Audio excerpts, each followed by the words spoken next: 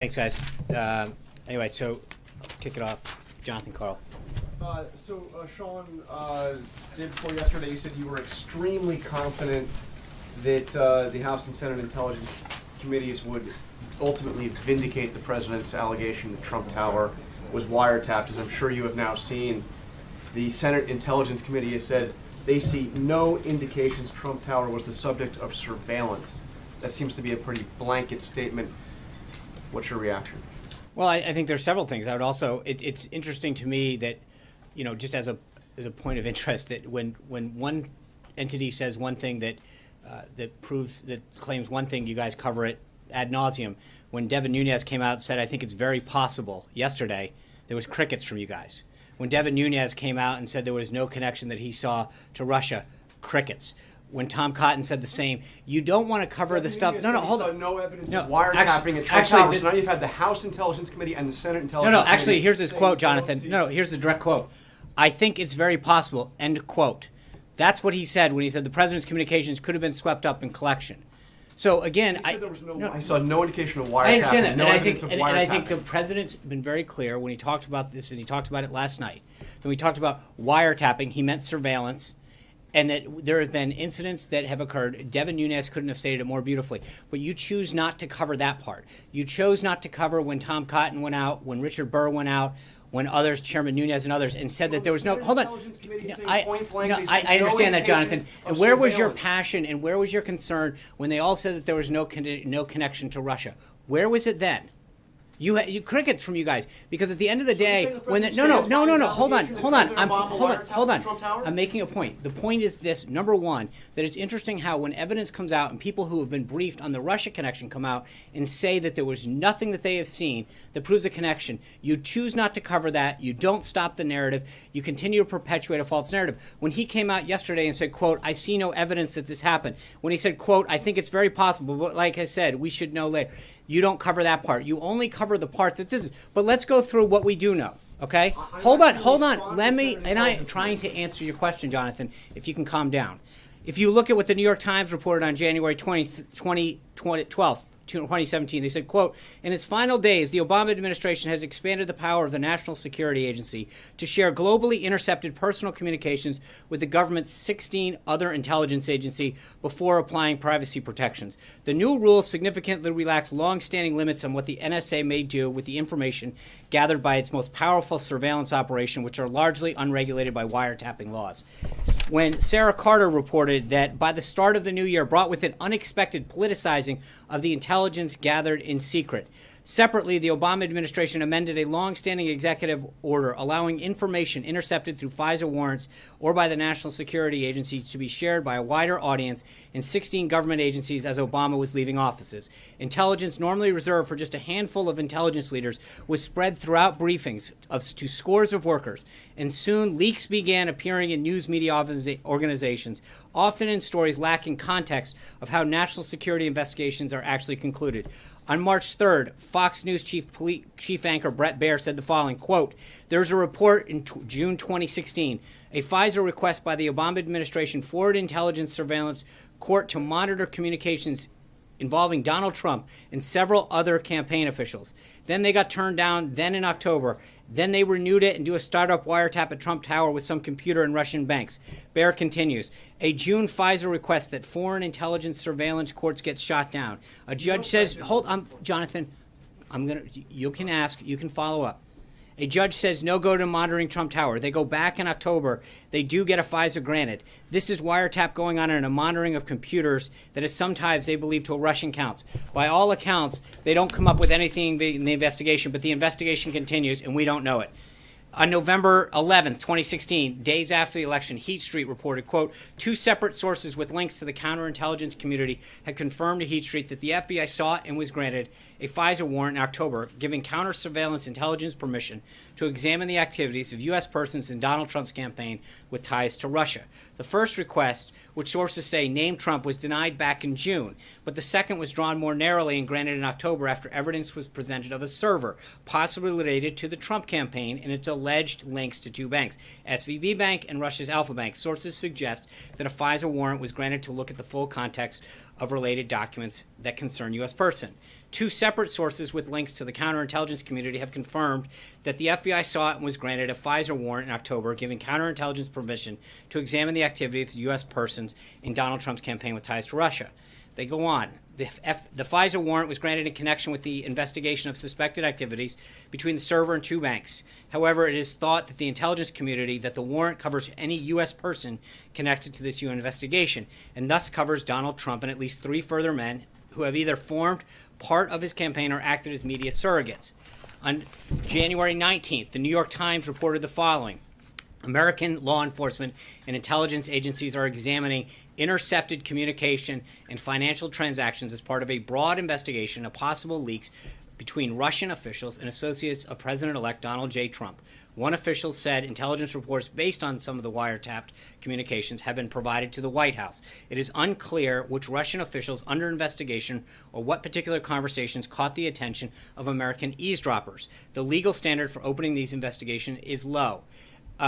Andy McCarthy, writing in National Review, suggested, quote, from three reports from The Guardian, Heat Street, and the New York Times, it appears the FBI has concerns about a private server in Trump Tower that was connected to one or two Russian banks. Heat Street describes these concerns as centering on, quote, possible financial and banking offenses. This is his quote, I italicized the word offenses because it denotes crimes. Ordinarily, when crimes are suspected, there is a criminal investigation, not a national security investigation.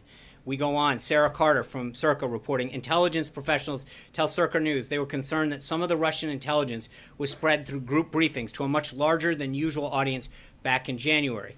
This would have happened during the final days of the Obama administration when it expanded Executive Order 12333, which allows employees with a, quote, need to know have further unfettered access to raw data stored by the NSA. The new rules allowed the NSA to share, quote, raw signals intelligence information, including the names of those involved in phone conversations and emails. The expansion of the order makes it difficult to narrow in on the leaks, and frankly, it allows too many people access to the raw data, which only used to be available to a select few, said a U.S. official who spoke on the condition of anonymity and was not granted to speak on the authority. Numerous outlets, including the New York Times, have reported on the FBI investigation into Mr. Trump's advisors. BBC and then McClatchy revealed the existence of a multi-agency working group to coordinate investigations across the thing. On February 14th, the New York Times again refers to phone records and intercepted calls. Let me quote them. American Law Enforcement and Intelligence Agency intercepted the communications around the same time they were discovering the evidence that Russia was trying to disrupt the presidential election by hacking into the Democratic National Committee, three officials said. The intelligence agencies then thought to learn whether the Trump campaign was colluding with the Russians on hacking or other efforts to influence the election. The officials interviewed in recent weeks said that so far they have seen no evidence of such cooperation. The officials said that the intercepted communications were not limited to Trump campaign officials and other associates of Mr. Trump. The call logs and intercepted communications are part of a larger trove of information that the FBI is sifting through. Days later, the New York Times then reports, quote, in the Obama administration's last days, some White House officials scrambled to spread information about Russian efforts to undermine the presidential election of Donald Trump, connections between the president-elect and Russians across the government. But the increasingly hard-to-escape conclusion that that individuals in our government were instead trying to undermine the new president by saying, quote, and this is the New York Times again, at intelligence agencies there was a push to process as much raw intelligence into possible analysis to keep the report at relatively low classification levels to ensure a widespread readership across the government, and in some cases, quote, among them European allies. This allowed the upload of as much intelligence as possible to Intellipedia, a secret wiki used by American Analysis to share information. Sean Hannity went on Fox to say, quote, but protections which are known as minimization procedures have been put in place to protect Americans that are not under warrant, American citizens that are caught up in their surveillance. And, quote, by the way, their identities are protected. Their constitutional rights are be protected. Now, of course, this was not the case with Lieutenant General Flynn because a transcript of his call was created and then given to intelligence officials who then leaked this information, which is a felony, to the press that printed it, end quote. Last, on Fox News on March 14th, Judge Andrew Napolitano made the following statement, quote, 3 intelligence sources have informed Fox News that President Obama went outside the chain of command. He didn't use the NSA, he didn't use the CIA, he didn't use the FBI, and he didn't use the Department of Justice. He used GCHQ. What is that? It's the initials for the British Intelligence Spying Agency.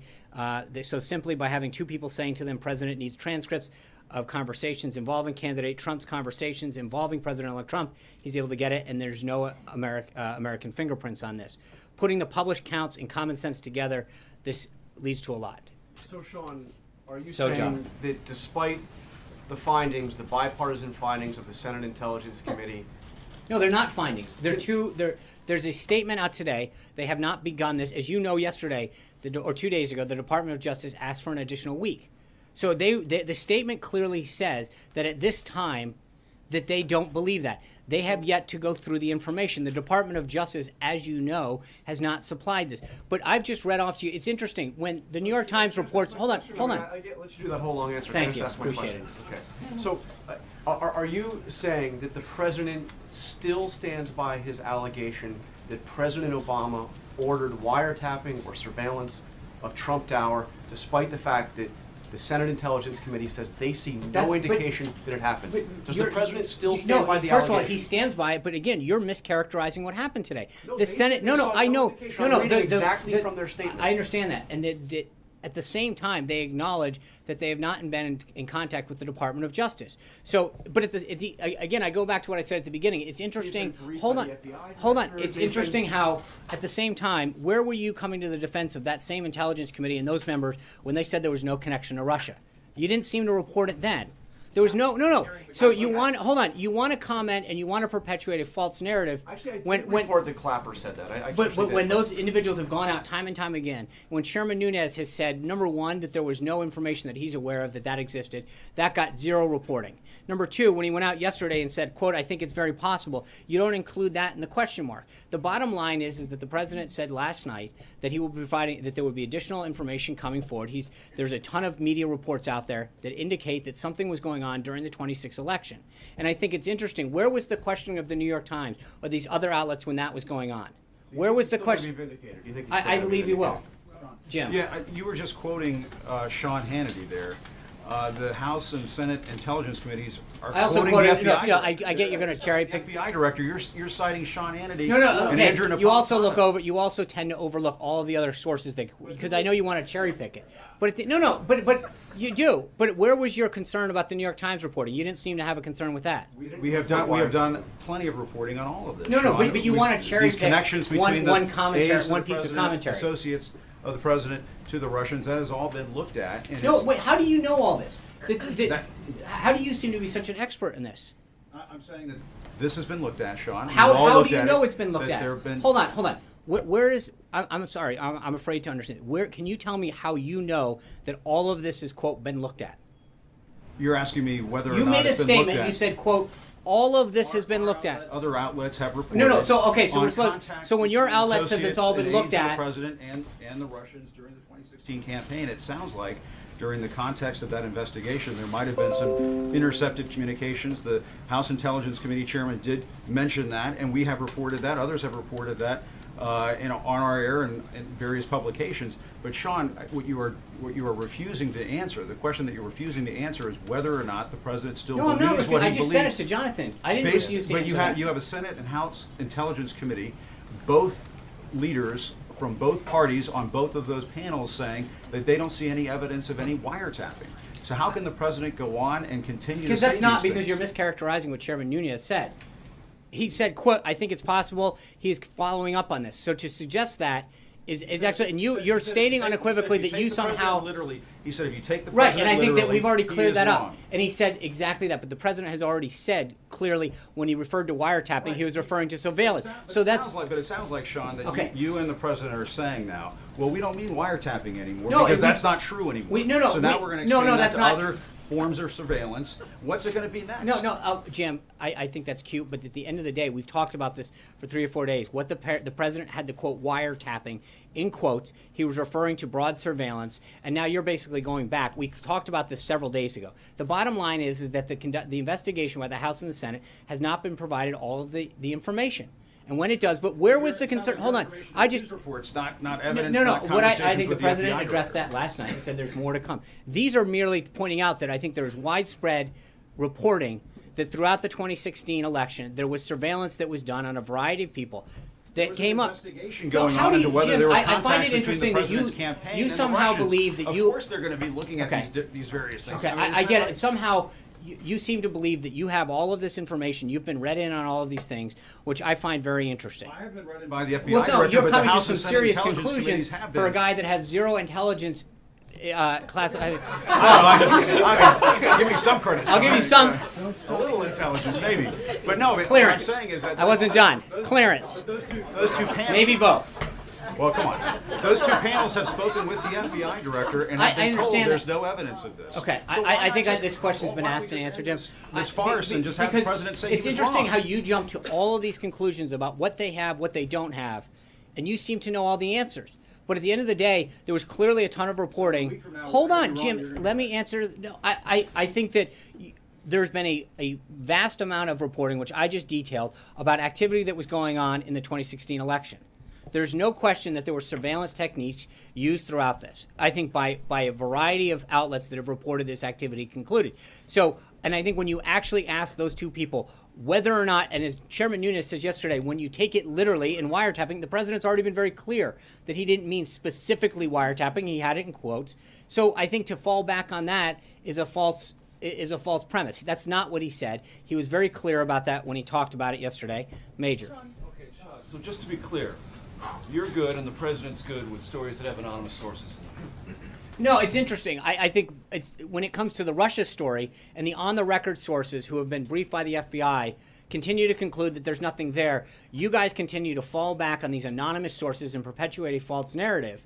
And yet, when it comes to us talking about all these reports in there, you then criticize anonymous sources.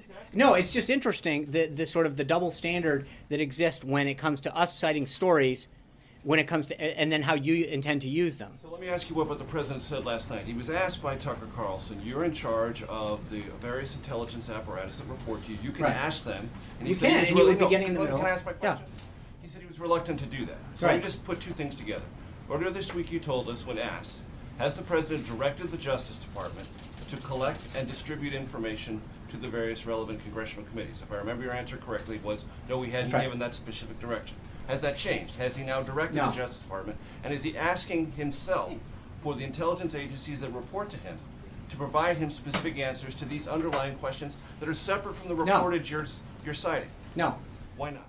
Because I think we've covered this before. I think that gets into interfering this, and I think that the appropriate process is to allow the House and the Senate to do this so that it doesn't appear as though we're interfering. I understand that. But as I mentioned to you this the other day, Major, if we go ask them, then you're going to turn around and say, you guys interfered with something and you pressure them. It's a catch-22 for us. And the bottom line is that I think the president made it clear 2 Sundays ago that he wanted the House and the Senate Intelligence Committee to work with these agencies to collect the information and make a report. That's what we're doing in order to make sure that there's a separation from us so that you can't turn around and then accuse us of forcing or pressuring an agency to produce a document.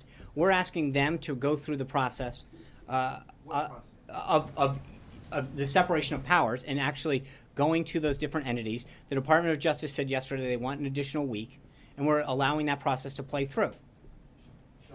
Got it? Abby? So Sean, is the president making these statements based on classified information? I'm not going to get into how the president makes a decision. I think that what I think is clear, though, is through the reporting that I just read, is that there's clearly widespread open source material pointing to surveillance that was conducted during the 2016 election. That information is available to members of the House and the Senate. It's public, as you noted.